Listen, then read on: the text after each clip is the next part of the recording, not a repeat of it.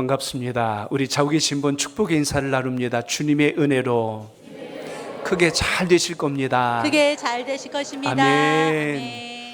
8월의 둘째 주간을 맞습니다. 무더위를 뒤로 하고 가을의 문턱에 들어선 우리의 신앙이 다시 한 번 더 강해지고 깊어져서 하나님을 영화롭게 하는 그리스도의 향기가 되시길 바랍니다. 아멘. 우리 말씀의 제목 같이 나눕니다. 자는 자여 어찌함이냐. 아멘.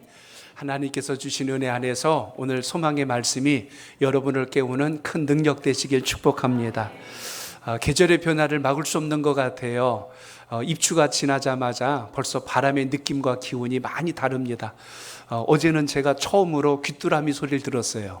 매미도 울고 귀뚜라미도 울고 이제 바톤 터치를 하는 것 같은데 우리 신앙의 변화도 더 성숙됨으로 장성하시길 바랍니다. 지난 7월 참 힘든 시간을 우리가 보냈습니다. 긴 장마가 유례 없이 있었고 폭우로 인하여서 많은 또 어려움과 피해를 입은 것을 우린 기억합니다.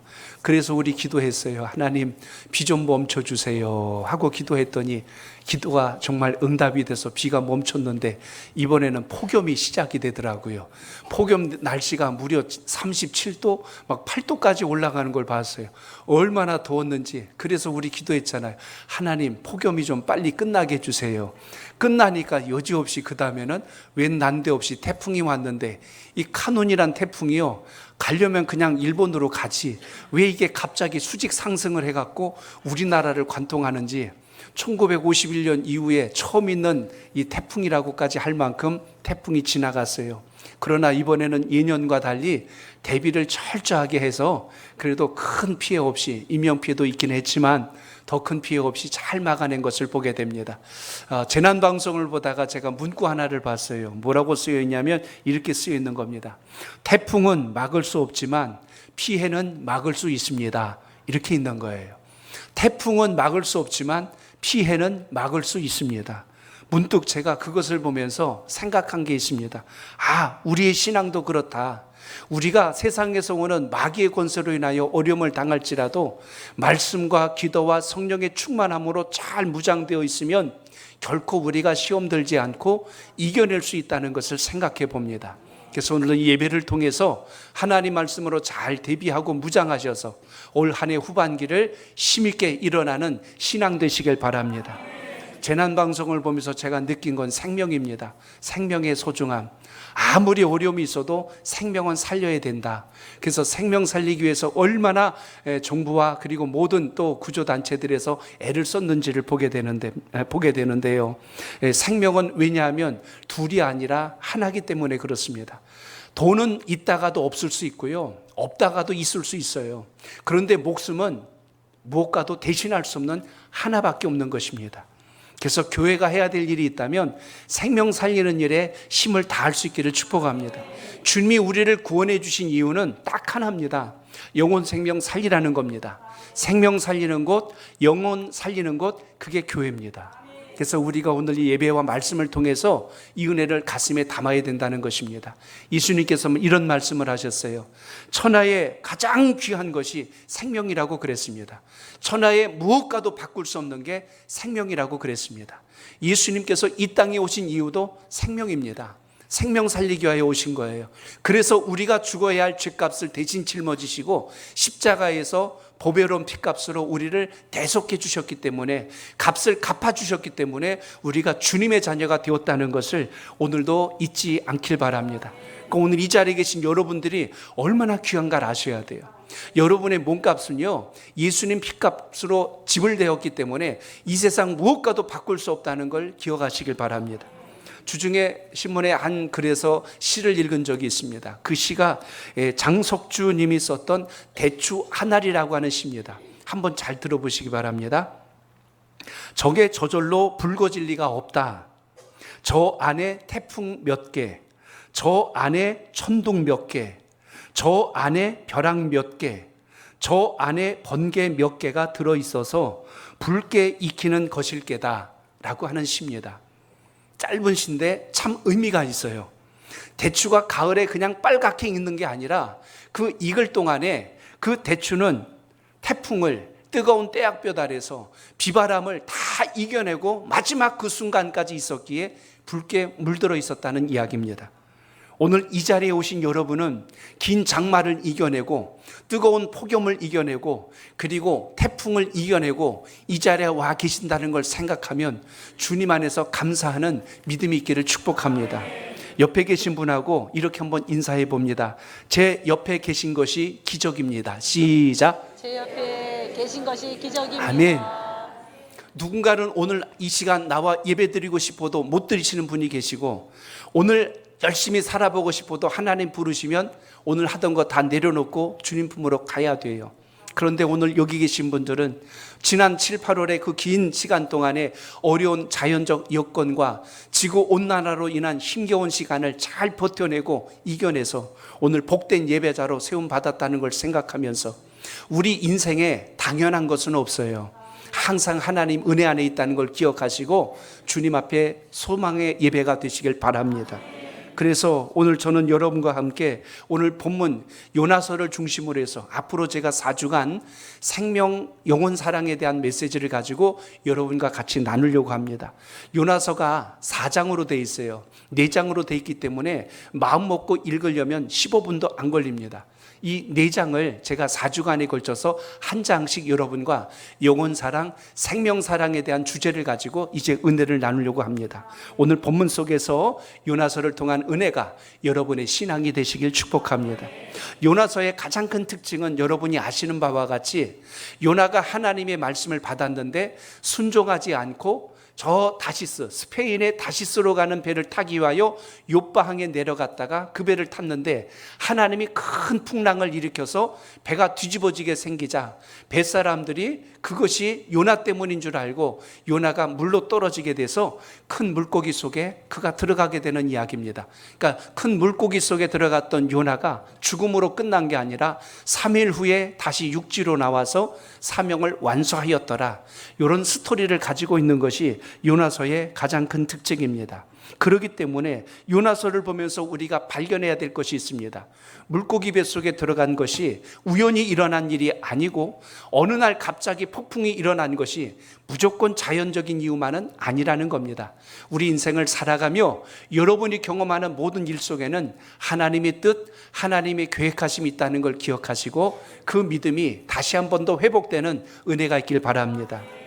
지난 5월 소천하셨죠. 미국 뉴욕의 리디머 교회를 담임하셨던 팀 켈러 목사님이 계십니다. 그분이 많은 책을 썼는데 그분이 쓴 책 중에 방탕한 선지자란 책이 있습니다. 그 책을 제가 좀 읽고 거기에 몇 가지 부분을 좀 인사이트를 얻어서 오늘 여러분과 같이 은혜를 나누려고 합니다. 그 책에 보면 요나서의 특징이 이렇게 소개되는 거예요. 요나서를 연구한 뭐든지 학자들이 분석해 본 결과 요나서하고 신약의 한 장면이 똑같다는 거예요. 예수님께서 비유로 말씀해 주신 것 가운데 누가복음 15장 말씀해 보면 탕자의 비유가 나옵니다. 그런데 요나와 이 탕자의 이야기가 어쩌면 그렇게 똑같은가 이렇게 비교한 거예요. 탕자의 비유 이야기는 여러분이 아시는 바와 같이 어느 아버지에게 아들이 둘이 있었는데 둘째가 아버지의 유산을 미리 요구하지요. 당시에 아버지가 세상을 떠나지 않았는데 유산을 요구하는 건 큰 죄입니다. 불효예요. 벌 받는 일입니다. 그런데 둘째가 요구함에도 불구하고 아버지가 둘째의 목을 떼어줬어요. 둘째가 그 재산을 가지고 집을 나갔는데요, 그걸로 큰 부자가 될 줄 알았어요.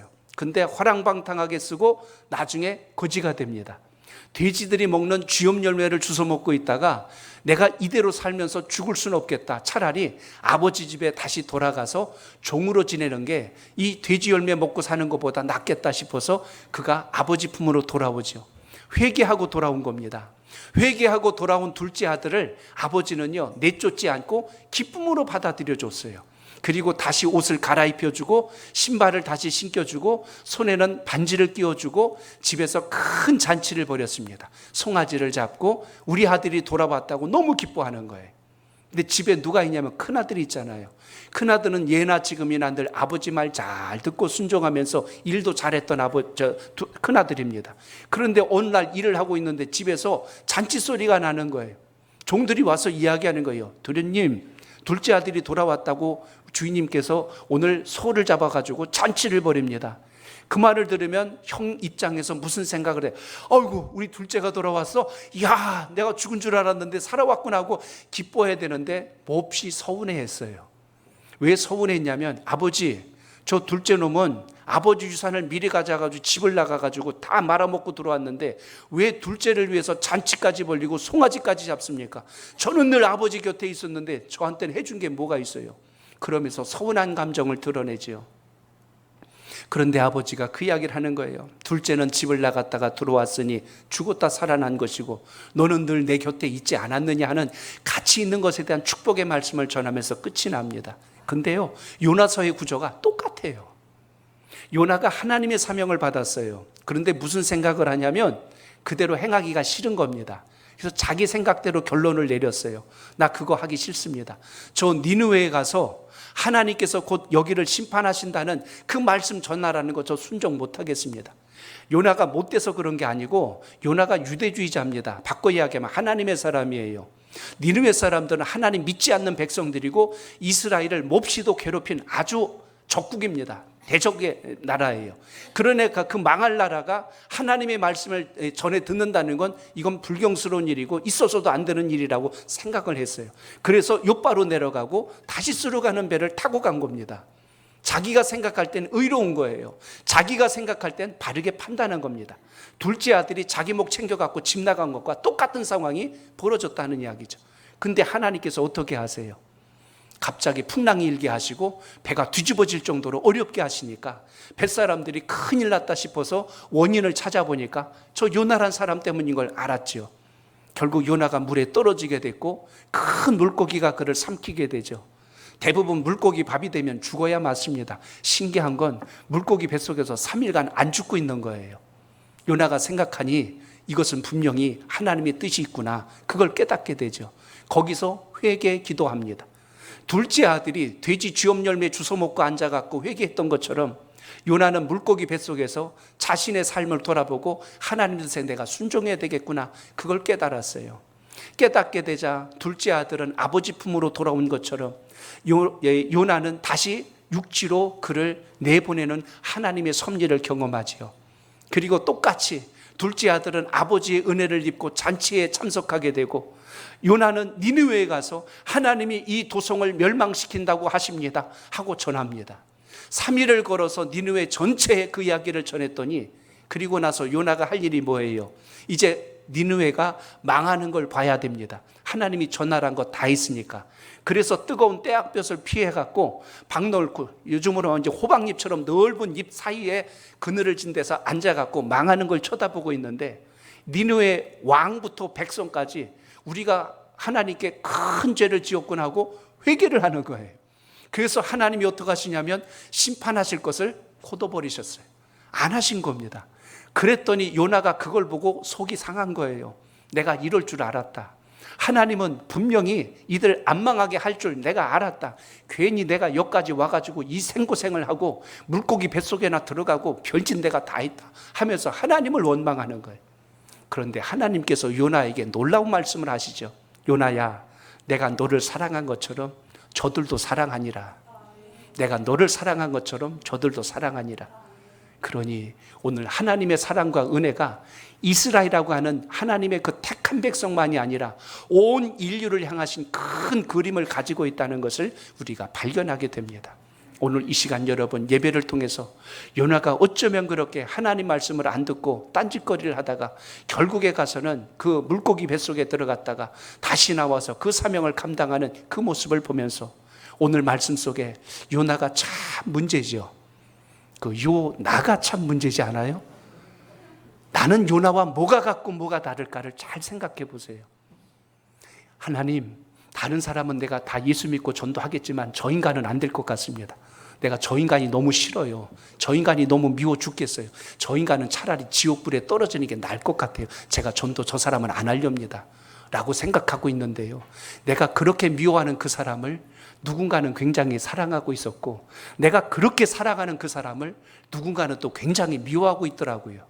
결국 하나님이 보실 때 요나에게 하신 말씀이나 둘째 아들을 다시 끌어안는 아버지의 마음이나 다를 바가 없더라고요. 하나님은 이 세상에 망할 자가 있는 게 아니라 구원받을 자가 있다고 말씀하십니다. 그래서 오늘 먼저 구원받은 저와 여러분이 해야 될 일이 있어요. 아직 주님 만나지 못한 영혼 생명을 살리는 일에 우리가 잘 쓰임받는 그 은혜가 있기를 축복합니다. 그래서 오늘부터 제가 요나서를 4주간 시리즈로 말씀드릴 때 주님께서 우리에게 기뻐하시는 것이 무엇인가를 잘 발견하고 승리하는 믿음 되시길 바랍니다.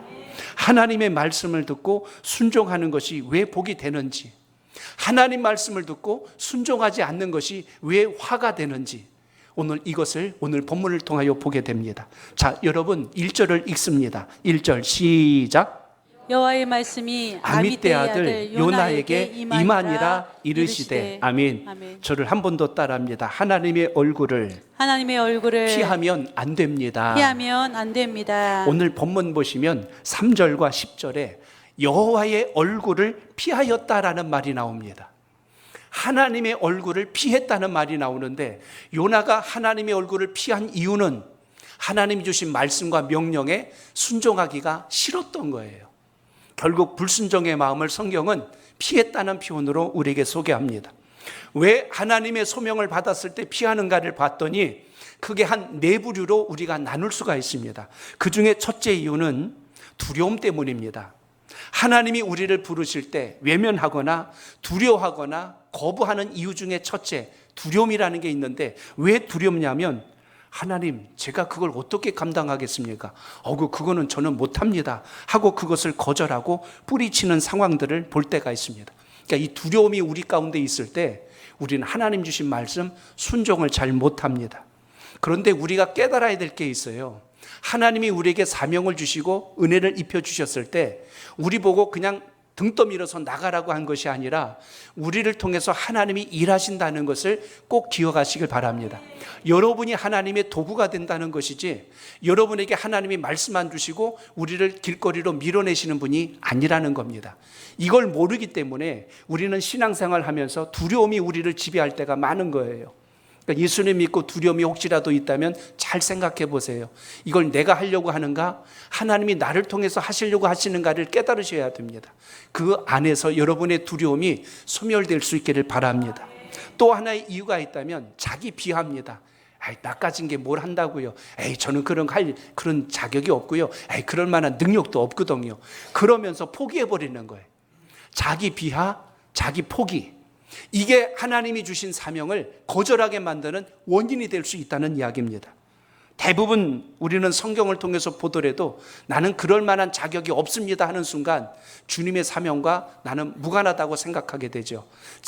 출애굽기 3장하고 4장에 보시면 모세 이야기가 나옵니다.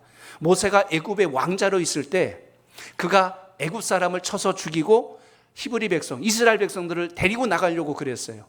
그때 당시 모세는 애굽의 왕자고 권력이 있고 힘이 있을 때입니다. 근데 히브리 백성들이 안 따라가는 거예요. 저자가 애굽인을 쳤다, 죽였다라고 오히려 그를 살인자라고 모든 사람들이 손가락질했죠. 그리고 나서 먼 미디안 땅으로 도망을 쳐서 40년 동안 양을 치다 보니 모세가 생각하기에 나는 양이나 치다 그냥 일생 마감 질려나 보다 라고 생각을 했는데 80세 되던 해 하나님이 부르셨잖아요. 사명을 주셨잖아요. 근데 모세가 뭐라고 이야기합니까? 나는 거기 갈 만한 자격이 없습니다. 자기는 그럴 존재가 못 된다고 이야기하죠. 자존감이 땅바닥으로 내려왔어요. 자기를 비하할 뿐만 아니라 포기해버립니다. 시작도 못하게 했어요. 하나님께서 4번 설득하셨어요. 4번이나 무려 모세를 설득합니다. 나는 말이 어눌해서 안 됩니다. 나는 그럴 만한 자격이 없습니다. 내가 애굽에서 왕자로 있을 때도 안 들어먹었는데 지금 80이 된 이 노인이 돼서 양이나 치는 내 말을 그들이 듣기나 하겠습니까? 이렇게까지 모든 걸 끝내버렸던 사람이 모세입니다. 그러니까 우리가 주의 사명을 감당 못할 때가 언제라고요? 자기를 비하하고 포기하는 순간 우린 주님의 일 감당 못합니다. 또 하나의 경우가 언제냐면 내 생각과 다를 때 순종이 안 되는 거예요. 나는 돈을 많이 벌어서 하나님께 영광 돌리는 삶을 살고 싶었는데 하나님께서 너는 주의 종이 되거라, 너는 내 말대로 살아라, 선교사가 되라 하고 이렇게 부르시자 그때부터 혼란이 왔어요. 하나님, 저는 그렇게 하나님께 영광 돌리려고 했던 게 아니거든요. 그런데 하나님이 부르시는 거예요. 그러니까 그 말씀 앞에 우리가 순종이 안 될 때, 내 생각과 다를 때 우리는 거부하는 상황이 벌어집니다. 또 한 사례가 있어요. 오늘 본문의 상황과 똑같은데, 하나님의 소명이 내가 미워하는 사람이나 어떤 조직이나 집단에게 이익이 간다고 생각할 때 못하는 거예요. 요나가 그렇게 한 겁니다. 하나님, 저 니느웨 백성들은 하나님 믿는 백성들도 아니고 우리를 얼마나 힘들게 했습니까? 약탈해가고 죽이고 빼앗아가고 아주 못된 민족 아닙니까? 망하게 내버려 두세요. 근데 하나님이 그러시는 거예요. 거기에 가서 내 말을 전하라는 거예요. 요나가 지금 이 네 번째 걸려 있는 거예요. 도저히 나는 그를 축복할 수 없고, 나는 도저히 그를 사랑할 수 없고, 나는 그에게 도저히 하나님의 사람이 되라고 말할 수가 없겠습니다. 이 상황에 놓인 겁니다. 누가 그랬다고요? 요나가. 누가 그랬다고요? 여러분이. 그래서 우리가 복음 전하라고 하면 침묵합니다. 가장 가까이에 있는 가족, 가장 가까워에 있는 이웃, 여러분이 만나는 사람들에게 전하려는 의지가 약해질 때 가만히 놓고 보면 저 사람 알아서 예수 믿겠지 뭐, 내가 아니래도 누가 예수 믿게 할 거 아닌가? 라는 이런 생각들이 우리 마음속에 지배하고 있을 때 우린 요나와 같이 거절할 때가 있습니다. 하나님께서 요나에게 그 아수르의 수도였던 니느웨까지 가라고 했을 때 요나는 펄쩍 뛰었어요. 하나님, 그럴 수 없습니다. 그 악한 민족을 왜 가서 구원의 메시지를 전하겠습니까? 말도 안 됩니다. 그래서 요나는 정반대 길을 간 겁니다. 하나님께서는 지금 동쪽에 있는 니느웨, 그 아수르에 있는 니느웨로 가라고 이야기했는데 요나는 어디로 가요? 서쪽으로 가는 거예요. 하나님 말씀에 순종이 안 되니까 반대길로 갔다는 이야기. 하나님은 요나에게 육로를 통해서, 육지를 통해서 니느웨까지 가라고 그러셨는데 요나는 싫어요. 그러고 나는 배 타고 가렵니다 하고 욥바항으로 내려간 겁니다. 그리고 니느웨 큰 도시로 가라고 그랬는데 저 다시스로 가면 거기가 더 좋습니다 하고 그쪽으로 향했던 사람, 그게 바로 오늘 요나의 모습입니다. 하나님의 말씀을 거역하고 도망하기로 결정하게 됐을 때 그는 주저없이 욥바항으로 내려갔다는 것입니다. 그래서 하나님의 눈을 피하여서 자기가 계획했던 대로 움직이려고 했던 사람, 오늘 3절에 보시면 요나의 모습을 이렇게 소개합니다. 자, 여러분 3절 봅니다. 시작. 그러나 요나가 여호와의 얼굴을 피하려고 일어나 다시스로 도망하려 하여 욥바로 내려갔더니 마침 다시스로 가는 배를 만난지라. 여호와의 얼굴을 피하여 그들과 함께 다시스로 가려고 뱃삭을 주고 배에 올랐더라. 아멘. 3절 하나를 보면 요나의 생각대로 일사천리로 진행이 됩니다. 거기 보니까 다시스로 도망하려고 욥바로 갔더니 거기 무슨 단어가 나와요? 마침이란 단어가 나와요. 만약 그때 배가 없었다면 하나님의 뜻이 이게 아닌가 혹 생각할 수도 있었을 겁니다. 근데 막 떠나려고 하는 배를 만난 거예요. 그러니까 이것 봐라, 이거 완전히 내 생각이랑 딱 맞아 떨어지네. 주저없이 그 배를 값을 주고 올라타게 되는 오늘 요나의 모습을 보게 되죠. 하나님의 얼굴을 피하고 하나님의 소명을 거절했던 요나의 생각은 주저함이 전혀 없었다는 사실을 여기서 보게 됩니다. 어디에서 또 한 가지 발견할 수 있냐면 그 요나가요, 배에 들어가자마자 무슨 일을 했냐면 배 가장 낮은 밑에까지 내려가서 깊은 잠에 빠진 겁니다. 참 놀랍지 않아요? 지금 하나님의 사명이 떨어졌는데 제가 지난 언젠도 말씀, 잠이 오냐? 이거 있잖아요. 지금 잠이 오는 사람이 누구예요? 요나였다는 이야기입니다. 말씀을 준비하다가 영국의 한 신학자의 글을 봤어요. 그 신학자가 이렇게 이야기합니다. 오늘의 교회는 더 이상 진리의 나팔을 불어 성도를 깨우는 일을 포기한 듯하다.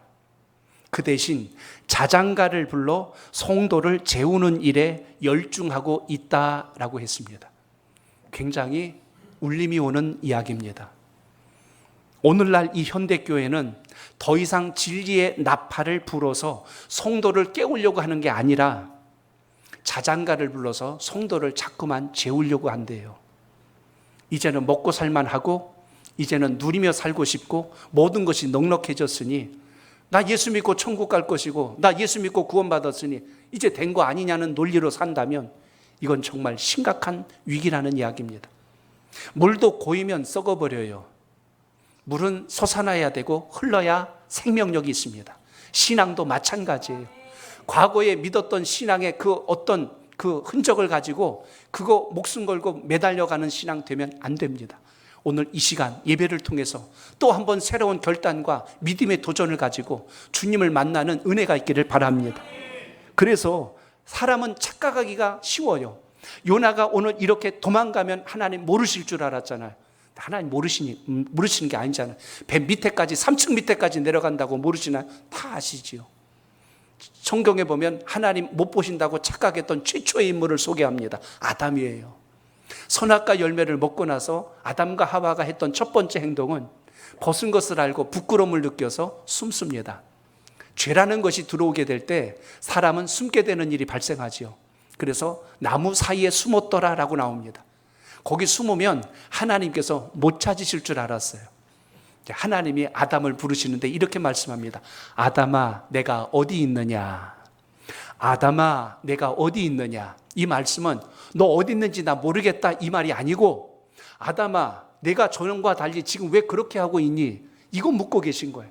너 전에 안 하던 행동하고 있네? 너 왜 그러지? 하고 이렇게 지금 묻고 계신 거예요. 다윗이 수많은 삶의 위기와 사울로 인하여 위기에 빠졌을 때마다 하나님의 지키심을 경험하고 그가 썼던 유명한 시가 있습니다. 시편 139편 1절로 4절에 보면 다윗의 시에 하나님은 이런 분이십니다라고 소개합니다. 자, 우리 같이 읽어볼까요? 시작. 여호와여, 주께서 나를 살펴보셨으므로 나를 아시나이다. 주께서 내가 앉고 일어섬을 아시고 멀리서도 나의 생각을 밝히 아시오며 나의 모든 길과 내가 눕는 것을 살펴보셨으므로 나의 모든 행위를 익히 아시오니 여호와여, 내 혀의 말을 알지 못하는 것이 하나도 없으시니이다. 아멘. 주님께서 나를 살펴보심으로 다 알고 계신대요. 그래서 내가 앉고 일어섬도 아시고 내 생각까지도 알고 계시고 내가 눕는 것까지도 다 보셨을 뿐만 아니라 나의 행위를 아시고 내 입에서 나오는 말까지 아신대요. 아무도 모를 줄 알았는데 하나님이 알고 계세요. 내 행위를 알고 계시고 내 생각을 알고 계신 하나님. 우리 어렸을 때 여러분 자녀들하고 숨바꼭질 놀이 해보셨죠? 숨어라 아빠가 찾을게. 하나 둘 셋 하고 열시고 나서 찾습니다. 열심히 가서 숨어요. 근데 집이란 공간이 숨어봤자 거기가 거기 아니에요. 그래갖고 간신히 숨었는데 커튼 뒤에 숨은 거예요. 근데 어떻게 합니까? 저도 해봐서 알아요. 어디 갔니 한주야? 어디 갔니? 없긴 뭐래요. 저 다리 다 보이는데. 근데 아이고 얘가 어디 갔는지 안 보이네. 얘가 어디 갔는지 안 보이네. 그러고 막 왔다 갔다 하는 거예요. 제가 느끼는 거예요. 그 뒤에서 좋아하는 거. 아빠가 나를 못 찾았네. 야, 아빠가 나를 못 찾은 거 아니잖아요. 못 찾는 척하는 거죠. 알고 있지만. 문득 자녀의 생각 속에 제가 잠깐 들어가 봤어요. 아니, 아버지는 내가 여기 있는 것도 못 찾네. 왜 이렇게 멍청하지? 아니, 내가 여기 숨은 것도 왜 모르지? 라는 생각을 혹시 하지 않을까라는 생각을 가져봅니다. 혹시 여러분 신앙생활 하다가 하나님도 모르실 거야. 내 생각 모르실 거야. 이 정도는 이해해 주실 거야. 그런데 하나님이 모르실 거야가 아니라 하나님이 다 보고 계셨거든요. 알고 계셨거든요. 근데 언제를 기다립니까? 내가 돌이키고 회개하고 말씀 앞에 설 때까지 기다려 주신 거예요. 그걸 모르고 우리는 완벽하게 숨었다고 착각한다는 이야기입니다. 하나님께서 왜 나의 죄를 모르시지? 하나님이 왜 나의 악함을 모르시지? 모르는 게 아니라니까요. 보고 계셨지만 기다리고 계시잖아요. 우리가 살면서 착각하는 바로 이런 부분들에 대해서 다시 되돌아봐야 한다는 것입니다. 요나가 다시스로 갔다고 했는데 제가 성경에서 이 스페인의 다시스란 이 무역도시가 어떤 곳인가를 봤습니다. 그게 에스겔서 27장 12절에 나와요. 자, 우리 읽어봅니다. 시작. 각종 보화가 풍부함으로 너와 거래하였으며 은과 철과 주석과 납을 내 물품과 바꾸어 갔도다. 아멘. 요나가 생각할 때에 어차피 망할 니느웨 거기 가서 말씀 전할 이유가 뭐가 있냐? 차라리 저 부유하고 넉넉한 곳에 가서 누리며 사는 게 낫지 라는 생각을 가지고 가지 않았을까라는 생각을 갖게 하는 대목이 이 부분입니다. 그곳은 각종 보화가 풍부한 곳이래요. 먹기 좋고 살기 좋고 모든 건 누리기 좋은 것. 그것을 향해서 요나가 갑니다. 우리 인생은 안 그럴까요? 눈에 보이는 부귀 영화 위에서 열심히 자기의 에너지를 쏟아내면서도 보이지 않는 하나님 나라의 비밀, 천국의 상급은 전혀 안중에도 없이 살아가고 있지 않는가? 우리에게 정말 있어야 할 것이 있다면 믿음의 눈이 열려지길 축복합니다. 오늘 할렐루야 찬양대 가사가 너무 은혜로워요. 곡도 너무 아름다운데 은혜 같아요. 하나님의 사랑, 하나님의 그 마음을 담게 하옵소서. 하나님의 입술을, 하나님의 눈을 담게 하옵소서. 우리가 그걸 담지 않으면 우리가 얼마나 내 생각대로 살아갈 수 있는가를 우리는 생각해 보셔야 합니다. 지난 한 주간도 교회를 섬기는 우리 성도 여러분들의 모습을 이 모양 저 모양으로 저도 지켜봤습니다. 교회를 청소하고 또 화장실에 자변기가 고장났다고 저 없는 사이에 또 그거 가서 다 깨끗하게 고쳐놓으신 분도 계시고, 또 오늘도 이 더운 대학교 달에서 주차봉사 안내도 하시고, 또 식사봉사를 주방에서 음식을 만들어서 정성껏 준비해 주시고, 또 오늘 이렇게 또 각종 부서와 또 찬양대로 교사로 여러 모양으로 섬기는 모습들이 얼마나 귀한지 모르겠습니다. 이렇게 섬기시는 여러분 한 분 한 분들의 수고와 섬김이 우리의 신앙과 믿음을 다시 세우고 하나 되게 하는 얼마나 놀라운 역사인가를 생각해 봅니다. 어제도 식사봉사팀이 음식을 준비하면서 저하고 우리 교육자들 부르는 거예요. 목사님 내려오셔서 식사하시죠. 아이 저희 또 사 먹으면 됩니다. 아이 밑에서 준비했어요. 내려가 봤더니 음식을 맛있게 또 준비해 주셨어요. 같이 먹으면서 얼마나 행복했는지 모릅니다.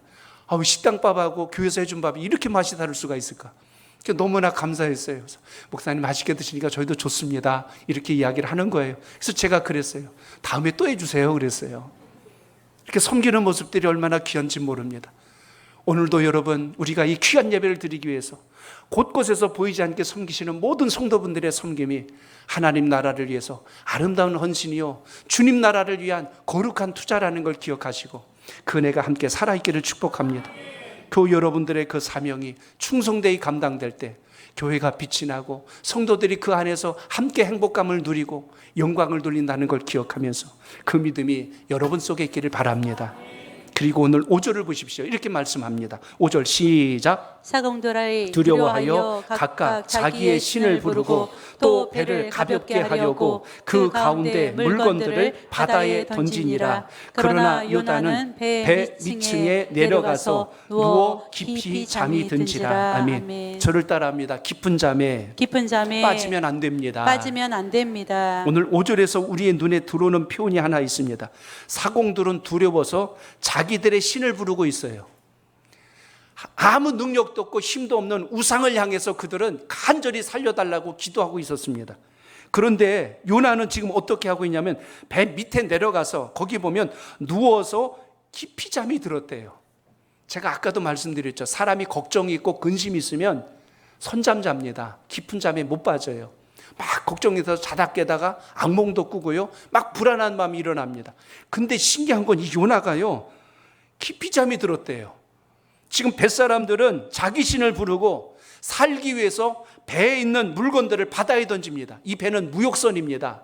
무역을 하고 먹고 사는 배예요. 한번 출항하려면 많은 비용이 드는데 장사해서 이익을 남겨야 되는데 그 물건을 바다에 버릴 정도라면 지금 생명이 얼마나 귀한가를 알고 이들이 집중했다는 이야기입니다. 그런데 요나는 완전히 그거 뒷짐져 놓고 잠이 들었어요. 선잠 자는 게 아니라 깊은 잠에 빠졌다고 말씀합니다.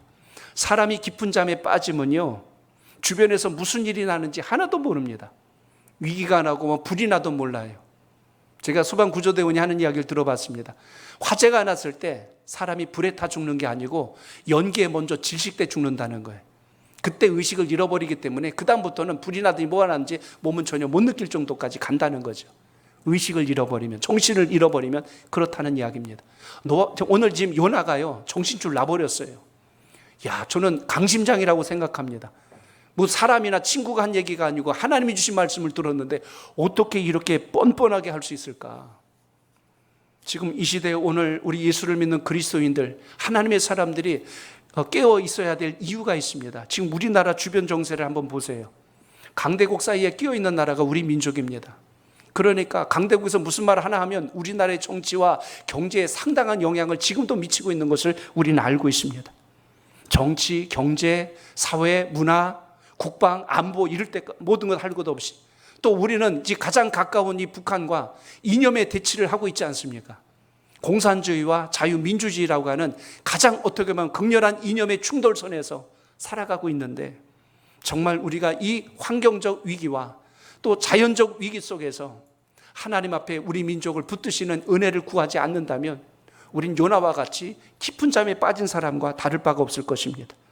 오늘 우리가 마귀의 공격으로부터 이겨내려면 하나님 주신 사명의 자리로 다시 회복될 수 있기를 바랍니다. 로마서 13장 11절로 12절에 보면 이렇게 말씀해요. 우리 같이 읽습니다. 로마서 시작. 또한 너희가 이 시기를 알거니와 자다가 깰 때가 벌써 되었으니 이는 이제 우리의 구원이 처음 믿을 때보다 가까웠습니다.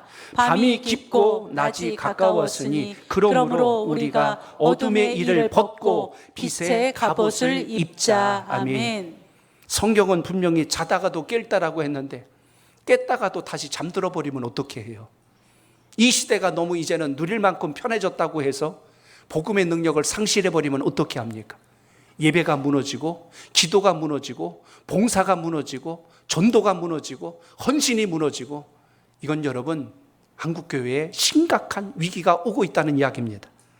하나님은 세상을 통해서 우리를 깨우실 때가 너무 많아요. 오늘 본문에도 보면 요나를 깨운 것은 자다 그냥 일어난 게 아니라 선장이 깨워요. 자, 6절을 봅니다. 6절 시작. 선장이 그에게 가서 이르되 자는 자여 어찌함이냐, 일어나서 내 하나님께 구하라. 혹시 하나님이 우리를 생각하사 망하지 아니하게 하시리라 하니. 아멘. 선장이 믿음 좋아요, 요나가 믿음 좋아요? 선장 놀랍지 않습니까? 요나를 깨우는 거예요. 너가 믿고 있는 하나님에게 기도하면 혹시 우리가 망하지 않고 살 줄 알겠느냐. 야, 여러분, 요나가요 제정신이면 얼굴이 화끈거려야 돼요. 큰일 났다 싶어야 된다는 이야기입니다. 하나님의 사람들이 우리가 깨워서 기도해야 됩니다 하는 게 아니라, 모르는 자가 이렇게 이야기할 때는 정신이 번쩍 나야 됩니다. 교회 다니지 않는 분이 신앙생활 하는 분에게 이렇게 이야기해요.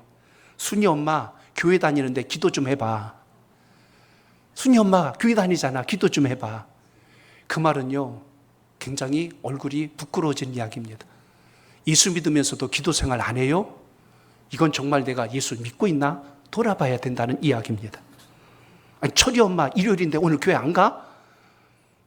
얼굴이 부끄러워져야 되는 거예요. 예수 믿는 자가 주일 성수한다는 건 믿지 않는 사람들도 압니다. 신앙생활 하는 사람이 기도하지 않고, 신앙생활 하는 사람이 교회 나가지 않고, 신앙생활 하는 사람이 말씀대로 순종하지 않으면서 나 예수 믿어요? 이거는 겉과 속이 다른 거죠. 세상 사람들도 신앙생활 하면 11조 해야 된다는 거 다 알아요. 우리가 직분자요 사명자요 하나님의 사람이라면 믿음을 따라 사는 거 옳습니다. 그런데 생각만 가지고 안 된다는 거예요. 요나가 오늘 깊은 잠에 빠집니다. 그리하니 어찌하겠어요?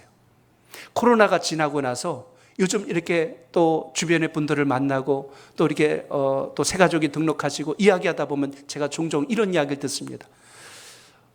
교회를 나가긴 해야 되는데 어딜 가야 될지 몰랐어요. 근데 누군가 와서 나를 인도해 주니까 너무 고마웠다는 거예요. 제가 뭘 알았냐면 코로나 이후에 교회를 잃은 분들이 많아요. 영상 예배를 드리다 보니까 이제 신앙생활이 다 흔들리고 무너지기 시작합니다. 그래서 누군가 나를 좀 붙들고 교회 좀 가줬으면 하고 기다리는 분들이 있다는 이야기입니다.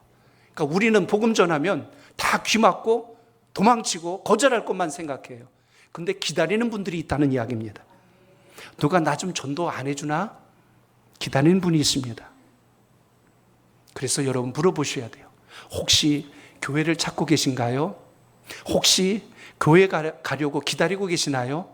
우린 때론 주님께서 우리에게 주신 감동을 따라서 여러분 주변의 분들을 인도할 수 있길 바랍니다. 가장 가깝게는 여러분의 가족이 있잖아요. 왜 우리가 깊은 잠에 빠져서 언젠가 믿겠지 하고 방치합니까? 우리는 계속해서 두드려 줄 수 있어야 합니다. 선장도 요나를 깨우는 판국에 우리 하나님의 사람들이 하나님을 모르고 잠자는 영혼들을 방치하면 그게 말이 되겠습니까? 오늘 우리의 삶 속에서 한 가지 기억하셔야 될 게 있어요. 믿지 않는 분들은 때론 교회를 향해서 손가락질하고 비난하다가도 정말 큰 위기를 만나거나 어려운 일이 생기면 믿는 사람을 찾아옵니다. 집사님 교회 다니시죠? 우리 집을 위해서 기도 좀 해주세요. 우리 애를 위해서 기도 좀 해주세요. 전에는 그런 말 하지 않다가 어려움을 당하면 믿는 사람을 찾아서 도움을 요청합니다. 그만큼 아직도 교회는 이 세상에 희망적 존재라는 것을 잊어서는 안 됩니다. 길거리에서 지금 묻지마 살인, 칼부림이 일어나서 저 신림동에서 성남의 그 서현역인가에서 지금 이런 불상사들이 지금 일어나고 있습니다. SNS를 통하여 우리 젊은 아이들이 다음엔 내가 뭐 할 거다라고 그런 글들, 살인 예고글 막 올리는 바람에 경찰들이 출동해서 다 그들을 또 붙드는 일들이 발생했어요. PC방 같은 데서 숨어 친다고 모를 것 같죠? 인터넷 사이트는 다 주소가 있습니다. 그리고 CCTV랑 연결하면 바로 그 사람 누군지 찾아내요. 이런 세상이에요. 왜 다른 사람을 해코지했는지 물어봤더니 그래요. 나만 불행한 것 같아요. 다른 사람들은 다 행복한 것 같은데 나만 불행한 것 같아요. 저 사람들도 불행했으면 좋겠다고 칼을 들었어요. 그러나 이 세상 모든 사람들이 다 행복하던가요? 다 아파하며 살고 힘들어하며 살고 어려워하며 삽니다. 요즘 우리 현대인들의 정신분석을 보면 다 정신적 질환을 앓고 살아요. 그 크기가 크던 작던 간에 다 아파하며 살고 있습니다. 그러면 이게 제도를 강화하고 정부가 나서고 법을 강화한다고 다 해결되나요? 감옥에 이 사람들 붙들어 놓고 병원에 입원시켜버리면 끝납니까? 해결 안 돼요. 근본적인 해결은 주님께서 가르쳐 주셨습니다. 그 마음속에 복음이 들어가야 합니다. 하나님 말씀이 들어가야 합니다. 왜 우리가 다음 세대에게 복음을 심는 일을 열심히 해야 되냐면 이들이 성장해서 이 사회를 이끌어갈 인재들입니다. 그런데 복음이 들어가지 않으면 자기 생각대로 또 요나처럼 살아간다는 것입니다. 두려움, 절망, 낙심, 우울, 열등감, 분노, 상한감정 이런 게 해결되지 않고 살아가면 누구나 다 요나처럼 눈 감고 귀 닫고 잠들어 버려요. 나랑 상관없다고 무관심해져 버립니다. 세상에서 일어나는 큰 파도와 폭풍이 이유 없이 일어나는 것이 아니라 오늘도 주님께서 우리를 깨우는 성령의 음성됨을 기억할 수 있길 바랍니다. 그래서 오늘 본문에 보시면 하나님께서 요나를 깨우시는데요. 2절에 보면 이런 말씀이 나옵니다. 자, 2절 봅니다. 시작. 너는 일어나 저 큰 성읍 니느웨로 가서 그것을 향하여 외치라. 그 악독이 내 앞에 상달되었음이니라 하시니라. 아멘. 이 본문에 보면 세 가지 동사가 나와요. 하나는 일어나라는 단어고요. 두 번째는 가서라는 말이 나오고 세 번째는 외치라는 말이 나옵니다. 이 세 가지 말씀을 기억하십시오. 이게 우리가 이 시대에 깨어서 행동으로 옮겨야 될 우리의 모습입니다. 일어나야 하고 가야 하고 외쳐야 된다는 이야기입니다. 전도 폭발의 창시자 제임스 케네디 박사는 이렇게 이야기합니다. 오늘날 교회를 출입하는 사람들의 95%는 소위 벤치 워머에 속한다. 이렇게 이야기합니다. 오늘날 교회를 출입하는 사람들의 95%는 소위 벤치 워머에 속한다. 이 워머라고 하는 단어는 온열기란 뜻을 갖고 있습니다. 따뜻하게 하는 사람. 바꿔 이야기하면 현대교회 성도들은 예배당에 와서 1시간 동안 자리만 따뜻하게 하고 돌아가는 것으로 끝난다. 이게 신앙일까요? 이게 과연 믿음일까요? 우리는 여기서 다시 한 번 더 성령님께서 우리에게 주는 경종의 메시지를 들어야 합니다. 주님, 제가 일주일에 한 번 예배당 장의자에 의자만 앉혔다가 여기만 덮이고 가는 게 제 믿음입니까? 그거 신앙 아니잖아요. 오늘 받은 주님의 말씀이 있고 오늘 여러분에게 주신 성령의 음성이 있다면 그 말씀을 따라 살아내는 것이 그리스도인이라는 것을 오늘 기억할 수 있길 바랍니다. 그래서 일어나야 한다는 것입니다. 그래서 가야 한다는 것입니다. 어디에서 일어나라는 거예요? 나태한 자리, 타성에 젖은 자리, 불평과 원망의 자리, 안 된다고 하는 부정적인 자리에서 일어나서 이제는 주님께서 기뻐하는 곳으로 가야 하는데, 여러분, 차가 가려면요 에너지가 있어야 돼요. 기름도 있어야 되고 전기차라면 배터리에 충전이 되어 있어야 돼요. 우리가 무조건 예배당 밖으로 뛰쳐나간다고 영혼이 살아납니까? 여러분도 충전되셔야 되거든요. 은혜로, 말씀으로, 성령으로 그래서 이것을 기도로 잘 여러분 마음속에 담아내면 우리가 충전된 그 은혜를 가지고 영혼을 살릴 수 있다는 것을 잊지 않길 바랍니다. 그래서 이제는 우리가 입을 열어 외쳐야 된다는 거예요.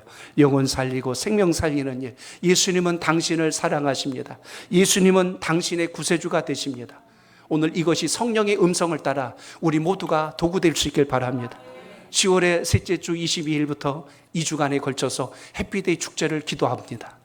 올 후반기 코로나란 시간 때문에 영혼 생명 살리는 일에 열심하지 못했던 우리 마음속에 믿다가 실족하고 시험 들어서 넘어지고 주를 모르는 영혼들을 향해서 이제 우리가 요나가 다시 하나님의 음성을 듣고 깨어남처럼 우리의 신앙도 일어날 수 있기를 축복합니다. 전도가 여러분 뭐라고 생각하세요? 전도 프로그램이나 행사가 아닙니다. 성경적 개념으로 정의해 드릴까요? 성경에서 말하는 전도는 사망에서 생명으로 옮기는 일이 전도입니다. 한번 따라합니다. 사망에서 생명으로 옮기는 일이 전도입니다. 이게 성경적 근거로 제가 말씀드릴게요. 요한복음 5장 24절 예수님 하신 말씀 같이 봅니다. 요한복음 5장 24절 시작. 내가 진실로 진실로 너희에게 이르노니 내 말을 듣고 또 나 보내신 이를 믿는 자는 영생을 얻었고 심판에 이르지 아니하나니 사망에서 생명으로 옮겼느니라. 아멘. 예수 그리스도를 믿고 주를 받아들이고 영접하게 되면 심판에 이르지 아니하고 사망에서 생명으로 옮겼느니라. 누가 옮겨져야 될까요? 여러분이 그토록 사랑하는 분이, 여러분이 그렇게 아끼는 분이 막연하게 이 세상에서 그냥 잘 먹고 잘 사는 거로 끝나는 것이 아니라 우리가 어떻게 하나님의 사람이 되었는지를 발견할 수 있도록 사망에서 생명으로 옮기는 그 일에 여러분이 쓰임받기를 축복합니다. 이번에 이 카눈 태풍이 막 몰아쳐서 어느 도시에 그 창원 쪽인가요? 급하게 도로에 물이 개울처럼 흘러내리자 어느 연세 드신 분이 막 또 내려가고 있었어요. 경찰 두 사람이 쏜살같이 그것을 달려가서 쫓아갑니다. 경찰도 같이 물에 휩쓸려서 내려가요. 까딱하다가는 다 물에 휩쓸려서 죽을 판국입니다. 그런데 그 한 생명 살려내려고 죽도록 뛰어가는 걸 봤어요.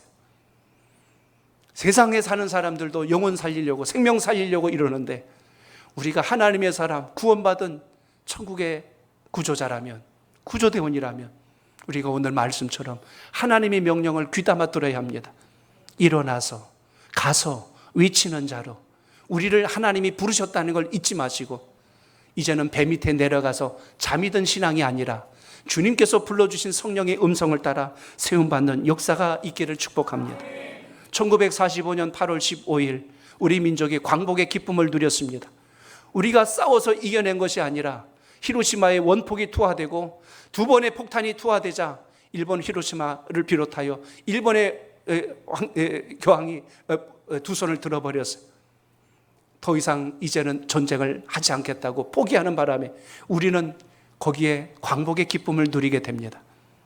해방의 기쁨이 일본의 36년간의 그 힘든 시간 속에서 조선이라고 하는 나라가 소멸될 뻔했던 그 시기를 하나님이 왜 살리시고 여기까지 와서 세계 열강들과 어깨를 견줄 손가락 10개 안에 꼽는 민족으로 세워주셨을까요? 우리가 오늘 이렇게 자유롭게 예배드리고 우리가 이렇게 복음을 위해서 살 수 있는 환경과 토대가 어느 날 갑자기 이루어진 것이 아니라 하나님의 놀라운 손길이 있었다면 이제 우리 다시 한 번 더 복음의 증인으로 하나님의 영광을 세우는 역사가 있기를 주의 이름으로 축복합니다. 오늘 그 신앙, 그 믿음을 다시 가슴에 담고 이제 여러분 우리의 무너졌던 신앙, 잠자던 신앙 다시 깨우셔서 생명 살리는 일에 쓰임받기를 주의 이름으로 축복합니다.